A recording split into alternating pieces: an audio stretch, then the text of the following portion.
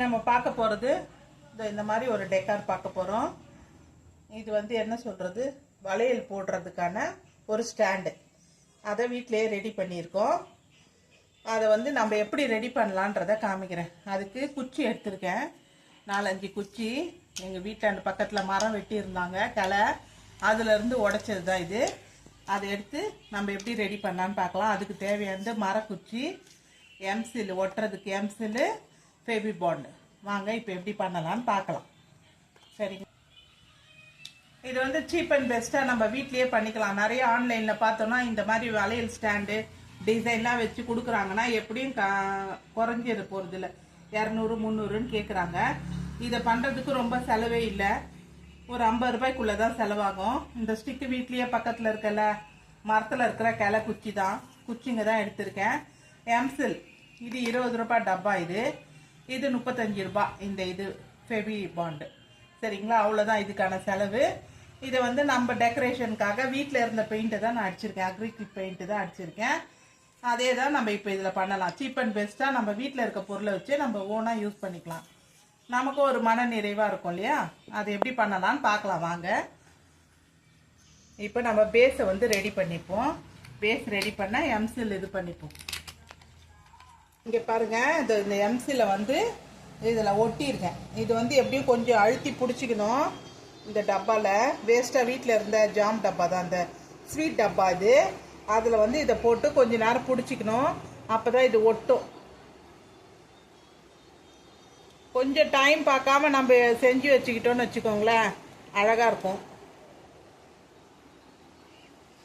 வீட்டுக்கு கொஞ்சம் காசும் எல்லாம் கையிலும் காசு செலவு ஆகுறது. இது கொஞ்சம் சேவிங்கில் இருக்கும், நமக்கு ஒரு இதுவாக இருக்கும்.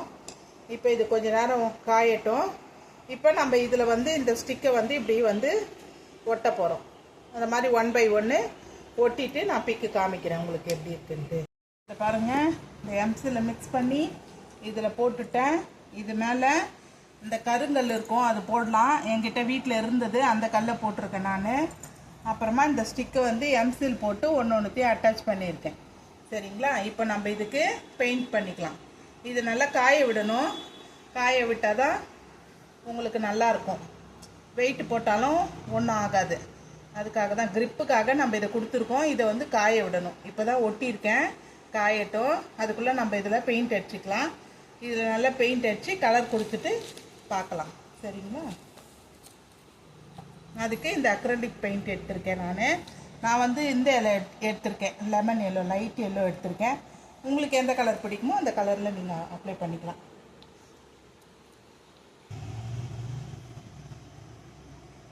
இது பாருங்கள், நம்ம பெயிண்ட் அடிச்சிட்ருக்குறோம். பெயிண்ட் வந்து ஃபுல்லாக ஃபினிஷ் பண்ணிவிட்டு காய விட்டால் நல்லா எக்ஸலண்ட்டாக காஞ்சிடும், ஒட்டிக்கும். இந்த எம்சில் வந்து நல்லா ஒட்டிக்கும். அப்போது நல்லா உங்களுக்கு வெயிட்டாக போட்டால் கூட உங்களுக்கு எதுவும் ஆகாது.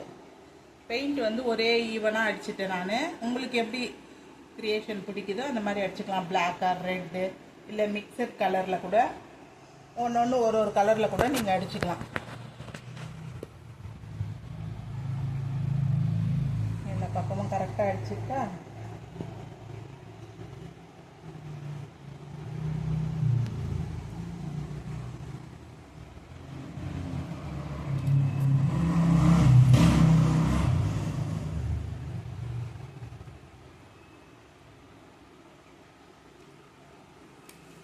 இது காயட்டும். இது காஞ்ச பிறகு இதில் போட்டுட்டு நான் உங்களுக்கு வியூ பண்ணுறேன். இப்போ நான் வீட்டில் இருக்க இல்லையா, அதில் இருக்கிறத ப்ராடக்ட் எப்படி நம்ம இது பண்ணிக்கலாம்னு சொல்லிட்டு போடுறேன். இந்த த்ரெட்டெல்லாம் வந்து நான் என்னோடய சாரீக்கு மேட்சாக கண்ணாடி வளையல் தான். இந்த கண்ணாடி வளையலில் நான் 2 கண்ணாடி வளையலை ஒட்டி அதில் த்ரெட்டு சுற்றி பண்ணியிருக்கேன். இது வீட்டில் என்ன ஃபங்க்ஷன் போகணும் அப்படின்னா நம்ம வீட்லேயே ஒரு ஆர்கனைஸ் பண்ணி நம்ம பண்ணிக்கலான்ட்டு நான் இதை ரெடி பண்ணது.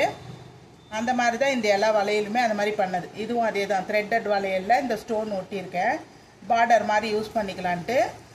இந்த மாதிரி த்ரெட்டட் வளையலும் இது எல்லாமே கண்ணாடி வளையலில் பண்ணது, பிளாஸ்டிக் வளையல் கிடையாது. இது எப்படி சவுண்டு காட்டும்னு தெரியல, எனக்கு கேட்குமான்னு தெரியல. சவுண்டு நல்லா ஆனால் கேட்கும். அந்த இது இருந்தால் நல்லா, ஸ்பீக்கர் இருந்ததுன்னா உங்களுக்கு அது சவுண்டு கேட்கும். இதை நம்ம இதில் போடலாம். இப்போ திடீர்னு போயிட்டு வந்திருக்கோம் அப்படின்னா நம்ம இதை போட்டுக்கலாம். இதில் பத்திரமா இருக்கும், ஒரே இடமா இருக்கும், வேற ஒன்றும் இல்லை. இது தெரியும் இல்லையா, நம்மக்கிட்ட இருந்த வீட்டில் இருந்த வளையல் ஒரே இடமா இருக்கும், தேட வேண்டாம். ஹேங்கிங் மாதிரி வளையலுக்கான ஒரு ஹேங்கிங் ஸ்டாண்டு. சரிங்களா, மீதியெல்லாம் இந்த வளையலில் போட்டுட்டு நான் காமிக்கிறேன். இது என்னோட வீட்டில் இருந்த சின்ன குச்சிங்கில் வச்சு நான் இதை பண்ணியிருக்கேன். நீங்களும் இதை ட்ரை பண்ணி பாருங்கள், அருமையாக வரும், நல்லாவும் இருக்கும், பார்க்குறதுக்கு சூப்பராக இருக்கும். சரிங்களா, இன்றைக்கான டே என்ன அப்படின்னா தையல் இயந்திரம் தினமா, டெய்லரிங் மிஷின் வந்து இல்லையா, அதுக்கான ஒரு டேவாக இன்றைக்கி சொல்கிறாங்க. தேசிய தையல் இயந்திர தினம். இன்னைக்கு தேசிய தையல் இயந்திர தினம். இன்னைக்கான பொன்மொழி என்னன்னா, அதை விட மறந்துட்டேன் பாருங்க. தேசிய தையல் இயந்திரம்ன்றல அது மாதிரி என்கிட்ட ஒரு சில ஃப்ரெண்ட்ஸ் எல்லாம் கேட்டிருக்காங்க, டெய்லரிங் சம்மந்தப்பட்ட டிப்ஸ் எல்லாம் கொடுங்க, வேறு என்னென்னலாம் பண்ணலாம் டெய்லரிங்கில், இல்லை வேஸ்ட்டு கிளாத்தில் வச்சு நம்ம என்னென்ன டிப்ஸ் எல்லாம் பண்ணலாம்னு சொல்லி நிறைய பேர் கேட்குறாங்க. உங்களுக்கு அது மாதிரி தேவைப்பட்டால் எனக்கு கமெண்ட் பண்ணுங்கள். நானும் கொஞ்சம் சப்போர்ட் பண்ணிங்கன்னா எனக்கும் ஒரு ஓப் கொடுத்தா மாதிரி இருக்கும், நான் அதை டெவலப் பண்ணிப்பேன். கண்டிப்பாக நிச்சயமாக அதுக்கான எனக்கு கமெண்ட் வரும், நான் நம்பிக்கையாக கேட்குறேன் உங்ககிட்ட. இன்றைக்கான பொன்மொழி என்னென்னா, பணத்தின் உண்மையான மதிப்பு பிறரிடம் கடன் கேட்கும் போதுதான் புரியும். திரும்பவும் சொல்கிறேன், பணத்தின் உண்மையான மதிப்பு பிறரிடம் கடன் கேட்கும் போதுதான் புரியும். இந்த பொன்மொழி பிடிச்சிருக்கா? இந்த வீடியோ பிடிச்சிருந்தா லைக் அண்ட் ஷேர் பண்ணுங்கள், சப்ஸ்கிரைப் பண்ணுங்கள். இவ்வளோ நேரம் எனக்காக ஸ்பெண்ட் பண்ணி இந்த வீடியோ பார்த்ததுக்கு ரொம்ப நன்றி. தேங்க்யூ.